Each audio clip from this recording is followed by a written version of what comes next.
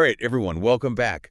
We're going to be doing a deep dive today Yeah. on a film that, well, it really kind of shook things up, Yeah. Joker. Absolutely. And it wasn't your typical, comic book movie. Right. It went dark. It did. It got gritty. It did. It really did. Yeah. And I think a lot of people were really surprised by that. Yeah. I mean, you think of a comic book movie and you kind of expect a certain, level of Right. like camp or humor, maybe. Yeah.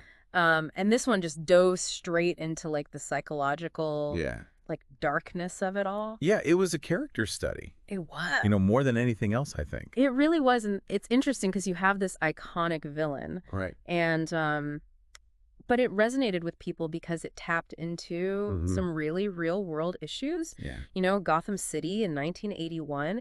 It's almost like a microcosm of like societal anxieties. You got the crime, the poverty, just this sense of hopelessness. Yeah, and it's interesting because you meet Arthur Fleck Yeah. in this really kind of decaying city. Yeah. He's a struggling clown for hire. He's trying to make ends meet. Right. And, on the surface, he wants to bring laughter to the world. To make people smile. Right. Right. Spread a little joy. Right.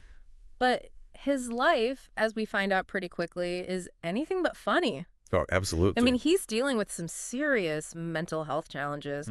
He's living with his mom who's not doing so well. They're in like squalor, really. Yeah. And he's just constantly facing this cruelty from everyone around him. Right, and they show us that right from the beginning. I mean, that scene, the alleyway beating. Oh, brutal. Brutal. No heart to watch. You felt Yeah. the weight of everything crushing him. The weight of the city, like literally on his shoulders. Yeah. Yeah. And then you have that laugh Oh my gosh. Yeah. that he can't control. Right. Which just further isolates him. It's more than just a symptom, I think, Right. in his condition. It becomes like a symbol of his inner turmoil. Yeah, it's like a physical manifestation Yes. of his pain, Yes. his frustration. His inability to connect Right.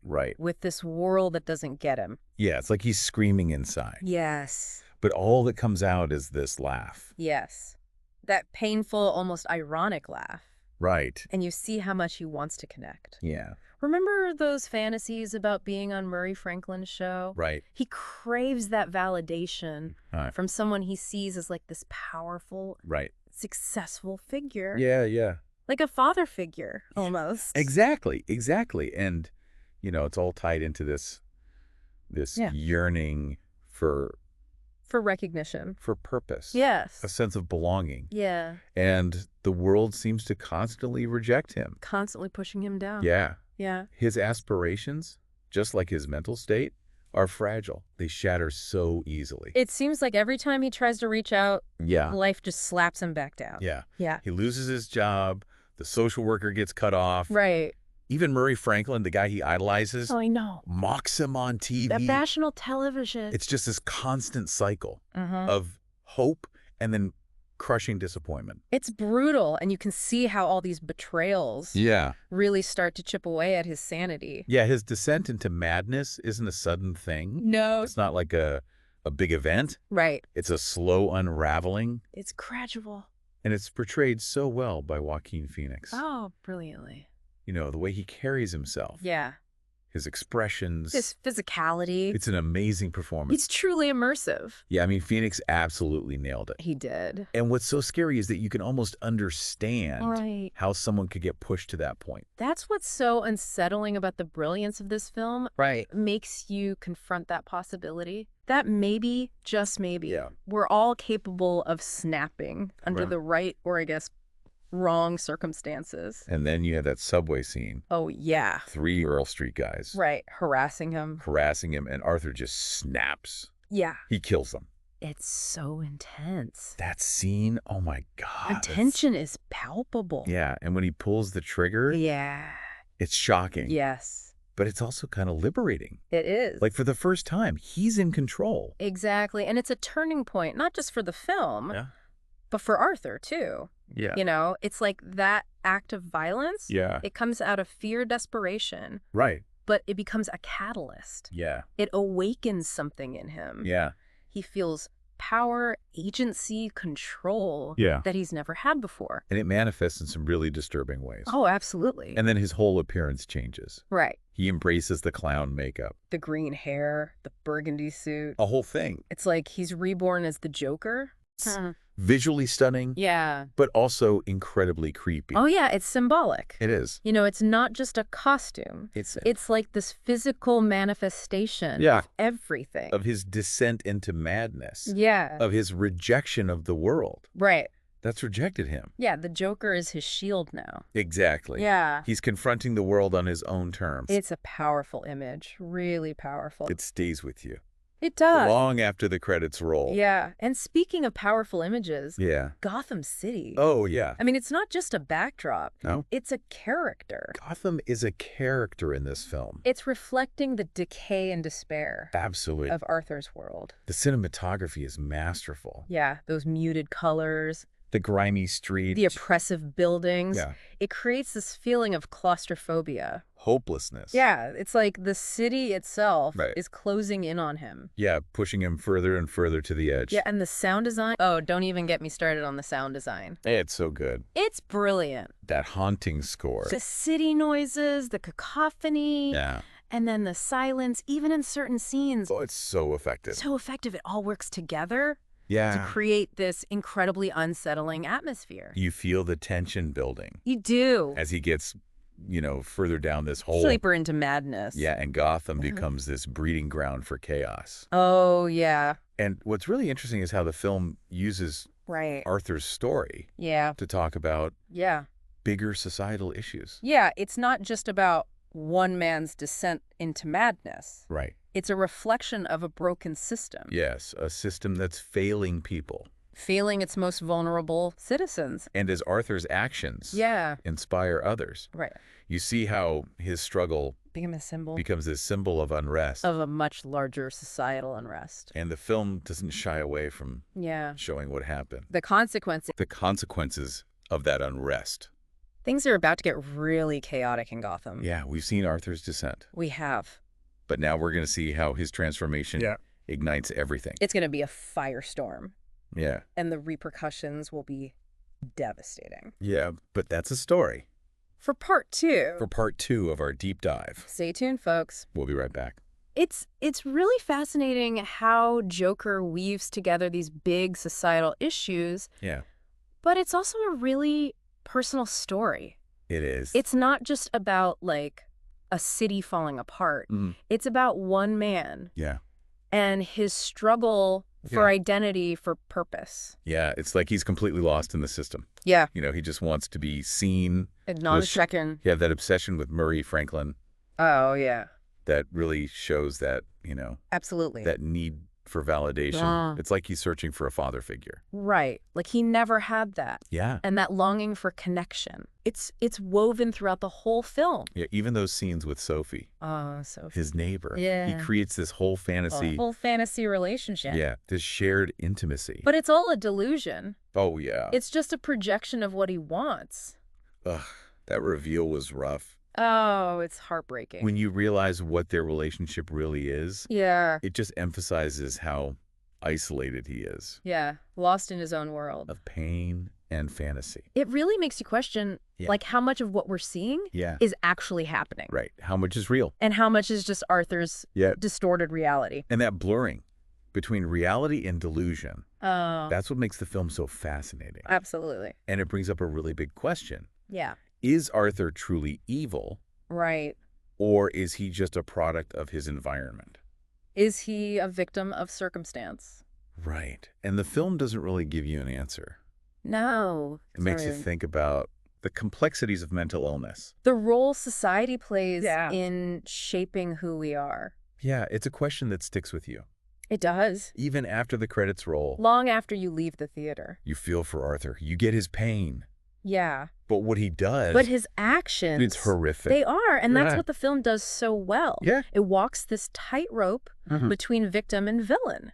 You're not really sure which side to fall on. And that's what makes it so thought-provoking. Yeah, it really is. It challenges those easy labels of good and evil. Right, those black and white definitions. Exactly. It forces you to look at the gray area. The messiness of it all. The uncomfortable reality. Yeah. Of human behavior. Okay, so let's talk about the people who made this film. The creative forces. We've talked about Phoenix's performance. Phenomenal. But what about Todd Phillips? The director. I mean, he's known for comedies. Right. Like The Hangover. And then he makes this... I know. Total 180. Yeah. Gritty, psychological. Thriller. It's visually stunning. It is. But also really unsettling. Yeah. He's a really good director. He is. And the way he creates Gotham... Uh-huh. It feels suffocating. Oppressive. Like it's breeding despair. The darkness and the cinematography. Yeah, there's muted colors. It's like... reflecting Arthur's world. Yeah, and that score... haunting. It just adds to that unease. It sets the mood perfectly. And he uses these slow, deliberate shots to build tension. You really feel it. Yeah, you really feel it. Yeah. And the supporting cast. Oh, yeah. Robert De Niro. Right. Murray Franklin. He's so good. That slick talk show host. Yeah, who becomes Arthur's nemesis. Right. De Niro just brings this weight to the role. Yeah. You know, that cynicism, the self-importance. The media personality who profits from the suffering of others. Those scenes between him and Phoenix. Oh, Alexa. That climax. On the live show? Oh, talk about a roller coaster. I know. You're horrified by what's happening. Yeah. But there's a part of you that's like, go for it. It messes with your head. It really does. It makes you question your own morals. Totally. And Zazie Beetz as Sophie. Oh, yeah. Arthur's neighbor. Great. Such a nuanced performance. Yeah. She captures that allure. Uh-huh. But also the terror of that fantasy relationship. She's good at portraying that balance between warmth and vulnerability. Which makes that reveal even more impactful. It's like, oh, wow. It really highlights Arthur's mental state. Yeah, that blurring between reality and delusion. Right. That line is so blurred. And speaking of, like, chills. Yeah. That ending... Oh, the ending. So ambiguous. Unsettled. You leave with more questions than answers. Absolutely. It's not like everything's wrapped up. It's not a neat little bow. No, it's messy. It's messy, chaotic. It makes you think. He's in Arkham. Seemingly content with all the chaos he's caused. He's embraced the Joker. Yeah. Fully. He's reveling in it. But is he happy? Right. Is this a victory or a defeat? And the film doesn't tell you. No. It leaves it up to you. And that final shot. Him walking down the hallway. Leaving those bloody footprints. It's haunting. It really is. Like the cycle will just continue. And in Arkham. Yeah. It's such a powerful image. It is. It speaks to this idea of the cyclical nature of societal ills. And as the riots start. In Gotham. Inspired by Joker. You see how one man's breakdown can trigger this huge upheaval. Right. It becomes a catalyst for widespread unrest. And that commentary on social unrest. On what happens when you neglect. The marginalized. Yeah. It's so relevant today. It's so relevant. You know? It makes you think about our own society. Our own work. Yeah. And ask some hard questions.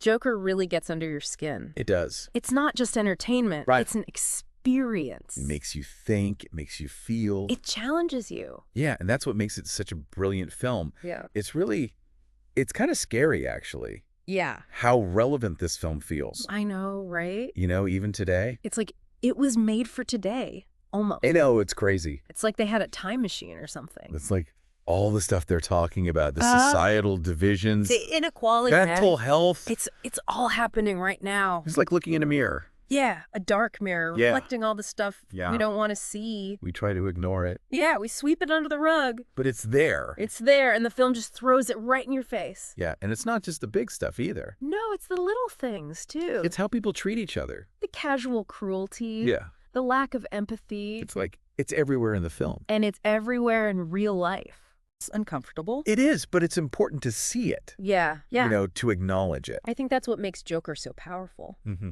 You know, it's not just about society. It's about, like, humanity. It's about us. Yeah. Are we capable of good? Are we capable of evil? And how do we treat people who are different? The ones who are struggling. It's a powerful mess. And they don't hold back. No sugarcoating. No easy answers. It's just raw honesty. It's brutal. Yeah. It's unflinching. But that's what makes it so impactful. It stays with you. It makes you think. It makes you want to be better. Do better. Yeah, it's a film that could spark a conversation. Start a movement. Yeah, inspire real change. We've talked about a lot. We have. In this deep dive. Arthur Fleck, Gotham. The societal stuff. The big questions. But one thing is for sure. What's that? This is a film that needs to be discussed. Oh, absolutely. Debated, analyzed. It demands it. It really does. It stays in your head. Yeah, it makes you rethink things. Re-examine your own beliefs. It makes you look at the world differently. Yeah, and yourself. Yeah. And, if you haven't seen Joker, watch it. But be prepared. Yeah, it's a wild ride. It's a lot to take in. But it's worth it. Absolutely. And if you have seen it, watch it again. Think about it some more. Yeah, connect it to what's going on in the world. You might see something new. Yeah. Let us know what you think. In the comments. What resonated with you? What disturbed you? What questions did it bring up? We want to hear from you. We want to keep this conversation going. And don't forget to like and subscribe. For more deep dives. Yeah, into the films that matter. Yeah, the films that make you think. The films that challenge you. Until next time, keep exploring, keep learning, keep questioning,